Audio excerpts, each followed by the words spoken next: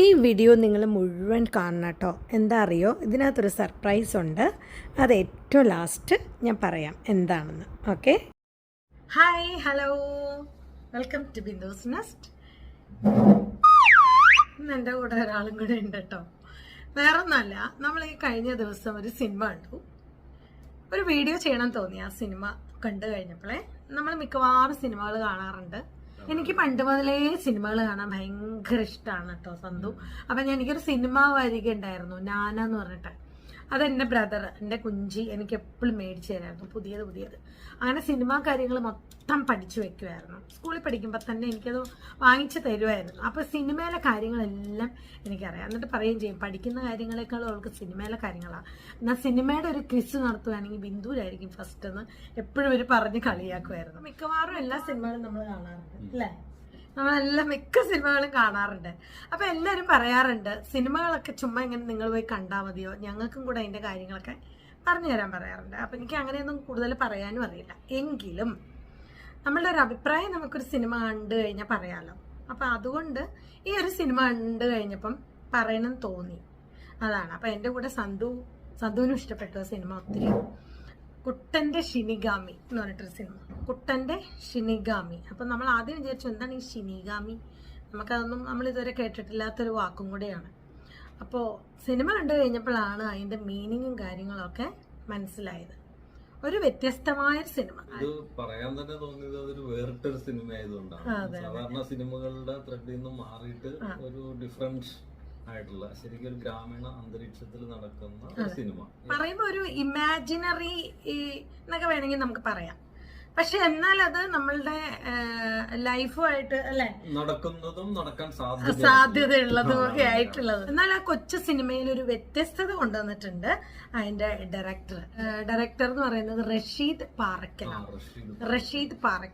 Experience director ആണ്. അതെ, എന്തായാലും അദ്ദേഹം ചെറിയ ഡയറക്ഷനിൽ നമുക്ക് കാണാൻ, സിനിമ കണ്ടാൽ തന്നെ അറിയാം ഡയറക്ഷന്റെ പ്രത്യേകത. എല്ലാത്തിലും മൈന്യൂട്ട് കാര്യങ്ങൾ പോലും ശ്രദ്ധിക്കുന്നു. അതെ, നല്ല ഭംഗിയായിട്ട്. അതുപോലെ ക്യാമറമാൻ ആണെങ്കിലും ആ ഗ്രാമീണ അന്തരീക്ഷമൊക്കെ ശരിക്കും ഒപ്പിയെടുത്തിട്ടുണ്ട്. നല്ല രസമുണ്ട് കാണാൻ. നമ്മളുടെ റിയൽ ലൈഫില് നമ്മൾ വിചാരിക്കാറില്ലേ, നമ്മൾ മരിച്ചു കഴിഞ്ഞാൽ എങ്ങനെയായിരിക്കും, എന്തായിരിക്കും, നമ്മുടെ ചുറ്റുപാടും ഒക്കെ ഉള്ളവർ എങ്ങനെയായിരിക്കും എന്നൊക്കെയുള്ള ആ ഒരു മരിക്കുന്ന ആ ഒരു മൊമെന്റിൽ തന്നെ ഉണ്ടാവുന്ന, അപ്പൊ തൊട്ട് നമ്മൾ കാണുന്ന രീതിയിലൊരു സിനിമ. അപ്പൊ നിങ്ങൾ വിചാരിക്കും അതെന്ത് സിനിമയാണെന്നല്ലേ? അതൊരു സിനിമയാണ്, അത് നിങ്ങൾ കണ്ടു നോക്കണം കേട്ടോ. അപ്പൊ എവിടെയെങ്കിലും അടുത്തൊരു തിയേറ്ററിൽ കുട്ടന്റെ ഷിനിഗാമി ഉണ്ടെങ്കിൽ ഒന്ന് ജസ്റ്റ് പോയി കാണാം. ആ കഥയുടെ പ്രത്യേകത, മറ്റുള്ള സിനിമകളിൽ നിന്ന് ഇതെങ്ങനെയാണ് വ്യത്യസ്തമായിരിക്കുന്നത് എന്നുള്ളതൊന്ന് മനസ്സിലാക്കാൻ, നമ്മളുടെ തിരക്കുള്ള ഈ ഒരു ജീവിതത്തിൽ നമുക്ക് കുറച്ചൊന്ന് റിലാക്സ് ചെയ്യാനായിട്ട് എല്ലാ ടൈപ്പ് ഫിലിമും കാണണം എന്നാണ് എൻ്റെ അഭിപ്രായം. അല്ലേ സന്തു? നമ്മൾ ജീവിച്ചിരിക്കുമ്പോഴുള്ള സൗഹൃദങ്ങൾ അതേപോലെ നിലനിൽക്കുന്നതാണ്. പക്ഷെ ജീവിച്ചിരിക്കുമ്പോ തന്നെ നമുക്ക് സൗഹൃദങ്ങളും ബന്ധങ്ങളും എല്ലാം ഉണ്ട്.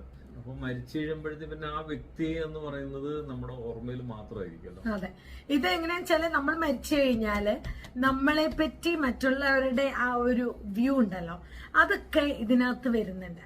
എല്ലാവർക്കും അവരുടേതായ റോളുകൾ എന്ന് പറയുന്നത് വളരെ ഇമ്പോർട്ടന്റ് ആണ്. ചെറിയ റോളാണെങ്കിൽ പോലും വളരെ ഭംഗിയായിട്ടാണ്, വളരെ നാച്ചുറൽ ആയിട്ടുള്ള മനുഷ്യനായിട്ട്. പക്ഷെ അദ്ദേഹമാണ് ഷിനിഗാമി എന്ന് പറയുന്നത്. വളരെ നർമ്മരസത്തോടെ കൂടിയാണ് ഈ ഒരു അവതരണം എന്നുള്ളത്. കുട്ടൻ എന്ന് പറയുന്നത് ശരിക്കും നമ്മുടെ ജാഫർ ഇടുക്കി. അദ്ദേഹം ശരിക്ക് ആപ്റ്റാണ്, ആ ഒരു കഥാപാത്രത്തിന് വളരെ ആപ്റ്റാണ്. വെച്ചിട്ടുണ്ടെങ്കിൽ അദ്ദേഹത്തിന്റെ ഇപ്പൊ റീസെന്റ് ഫിലിമുകളൊക്കെ എല്ലാത്തിലും നല്ല അഭിനയം കാഴ്ചവെച്ചിട്ടുണ്ട്. അപ്പൊ അദ്ദേഹം വളരെ നാച്ചുറലായിട്ട് തന്നെ അഭിനയിച്ചിട്ടുണ്ട്. എനിക്ക് ഇഷ്ടപ്പെട്ടതെന്ന് വെച്ചിട്ടുണ്ടെങ്കിൽ ആ ഡയറക്ഷൻ എന്ന് വെച്ചിട്ടുണ്ടെങ്കിൽ ഇദ്ദേഹത്തിന്റെ വീട്ടില് ഇദ്ദേഹം മരിച്ചു എന്നാവുമ്പോഴത്തേക്കും ഇദ്ദേഹം അറിയാതെ സ്വപ്നത്തിൽ നിന്ന് പോലെ കിടക്കുന്ന എണീറ്റ് വരുന്നൊരു സീനുണ്ട്. ആ അഭിനയം എന്ന് വെച്ചാൽ സൂപ്പർ. അല്ലെങ്കിൽ ജാഫർ ഇടുക്കി അദ്ദേഹത്തിന്റെ അഭിനയം ഭയങ്കര നല്ലതാട്ടോ, ഭയങ്കര നാച്ചുറൽ. എനിക്ക് ആദ്യം തൊട്ടേ ഭയങ്കര ഇഷ്ടമാണ്. ഞാൻ പറയാറുണ്ട് സന്തുവിനോട്, ചെറിയ റോളാണെങ്കിൽ പോലും അതിന്റെ ആ നാച്ചുറലായിട്ട് വരുന്ന ആ ഒരു സംഭവം എന്ന് പറയുന്നത് ഭയങ്കര. എന്താണ് കനകം തന്നു, സിനിമയുടെ പേര് തന്നു.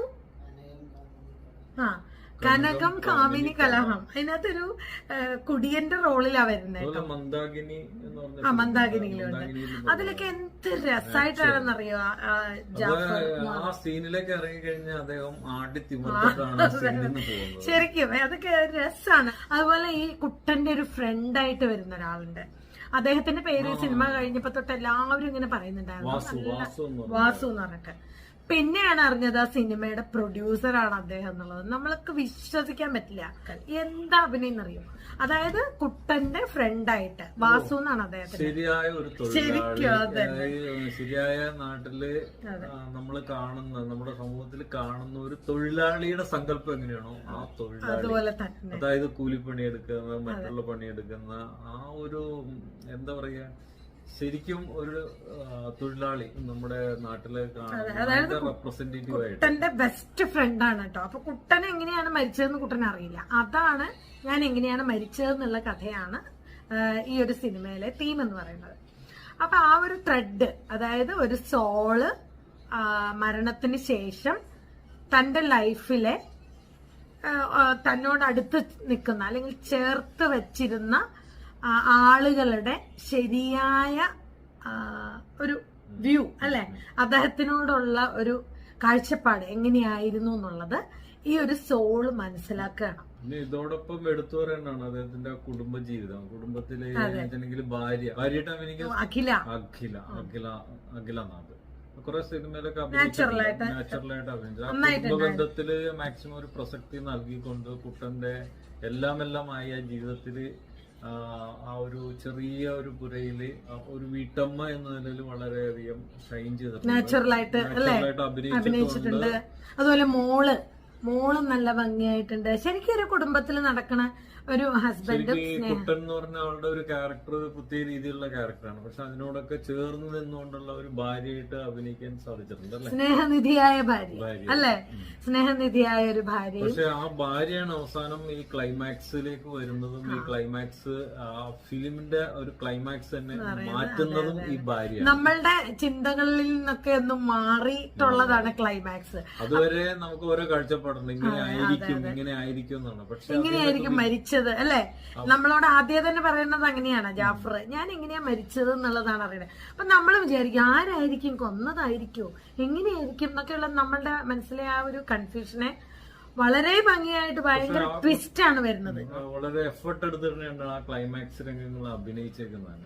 അത് നമുക്ക് മനസ്സിലാവും. ഒറ്റ ഷോട്ടിലാണല്ലോ അത് കാണിച്ചിരിക്കുന്നത്. അതെ അതെ, നന്നായിട്ടുണ്ട് അഖിലയുടെ അഭിനയം. നാച്ചുറൽ ആയിട്ട് എങ്ങനെയാണോ നമ്മുടെ നാട്ടില് അല്ലെ ഒരു വൈകുന്നേരം അല്ലെങ്കിൽ ഉച്ചയ്ക്ക് എങ്ങനെയാണോ നമ്മൾ ഒരു നേരിട്ട് നമ്മുടെ ഗ്രാമീണ അന്തരീക്ഷം നമ്മൾ അനുഭവിക്കുന്നത് അതേ ഫീലിങ്ങോടുകൂടി. അതിപ്പോ ഒരു ഫൈറ്റ് സീനാണ്, അത് നാച്ചുറലാണ്. നാച്ചുറൽ എന്ന് വെച്ചിട്ടുണ്ടെങ്കിൽ വളരെ നാച്ചുറൽ,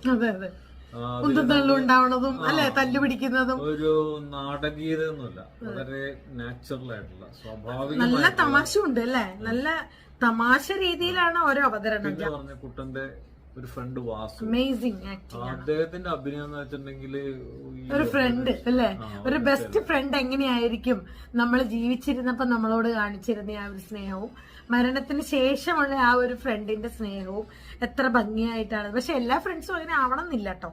നമ്മൾ വിചാരിക്കുന്ന പോലെ നമ്മളുടെ എല്ലാ ഫ്രണ്ട്സും അങ്ങനെ ആവണം എന്നില്ല. ഓരോരുത്തരും ഓരോ കുടുംബനാഥന്മാരാണ്. അപ്പൊ സ്വതവേ ഉണ്ടാകേണ്ട ധൈര്യം, അതുപോലെ തന്നെ മറ്റുള്ള സോഷ്യലായിട്ട് പെരുമാറാനുള്ള പക്വത, ഇതെല്ലാം അദ്ദേഹത്തില് ഉണ്ട് ശരിക്കും. അപ്പൊ ഇതിന്റെ ഡയറക്ടറായ റഷീദ് പാറക്കലും ഇതിന്റെ പ്രൊഡ്യൂസറായ നല്ല എന്താ പറയാ ജാഫറിന്റെ കുട്ടന്റെ ഫ്രണ്ടായിട്ട് അഭിനയിച്ച വാസു, പ്രൊഡ്യൂസർ അല്ലെ അഷ്റഫ് പിലാക്കലും പ്രത്യേകം അഭിനന്ദനം അർഹിക്കുന്നുണ്ട്. അതുപോലെ തന്നെ സിനിമാറ്റോഗ്രാഫി വളരെ ചെയ്തിട്ടുണ്ട്. പിന്നെ എഡിറ്റിംഗ് ഒന്നും പറയാനില്ല, എല്ലാം ഭംഗിയായിട്ടുണ്ട്. നാച്ചുറലായിട്ട് എല്ലാം ചെയ്തിട്ടുണ്ട്. ഒരു കൊച്ചു സിനിമ, വ്യത്യസ്തതയുള്ള ഒരു സിനിമയാണ്. എല്ലാ സിനിമകളും കാണാറുണ്ട്, പക്ഷെ അതിൽ നിന്നൊക്കെ വ്യത്യസ്തമായിട്ടുള്ള ഒരു സിനിമ. പേരിൽ തന്നെ വ്യത്യസ്തതയുണ്ട്, സിനിമയിലും അതുപോലെ. ഇതിന്റെ ക്ലൈമാക്സിലേക്ക് അതിന്റെ ഓരോ സംഭവങ്ങളും ചുരുളഴിച്ചുകൊണ്ട് വരുന്ന രംഗങ്ങളാണ് അതിൽ പ്രത്യേകത. അപ്പൊ നമ്മളെ ആ സിനിമയുടെ കൂടെ നമ്മളെ കൊണ്ടുപോകാനായിട്ട് ഈ ഡയറക്ടർ ഒത്തിരി പ്രയത്നിച്ചിട്ടുണ്ട്. അത് ഏകദേശം വിജയിച്ചു എന്ന് തന്നെ പറയാം. അതെ, അപ്പോൾ എല്ലാവരും കുട്ടൻ്റെ ഷിനിഗാമി തിയേറ്ററിൽ പോയി കാണാം. ഫാമിലി ആയിട്ട് പോയി കാണാൻ പറ്റിയൊരു സിനിമയാണ് കുട്ടൻ്റെ ഷിനിഗാമി. വളരെ വ്യത്യസ്തമായിട്ടുള്ള ഒരു സ്റ്റോറിയാണ്. അത് അവതരിപ്പിച്ചിരിക്കുന്ന രീതിയും ഡയറക്റ്റ് ചെയ്തിരിക്കുന്ന രീതിയും വ്യത്യസ്തതയുള്ളതാണ്. അതിലെല്ലാ കാര്യങ്ങളും വ്യത്യസ്തതയുള്ളതാണ്. എല്ലാവരുടെയും ആക്ടിങ് വളരെ നാച്ചുറലാണ്.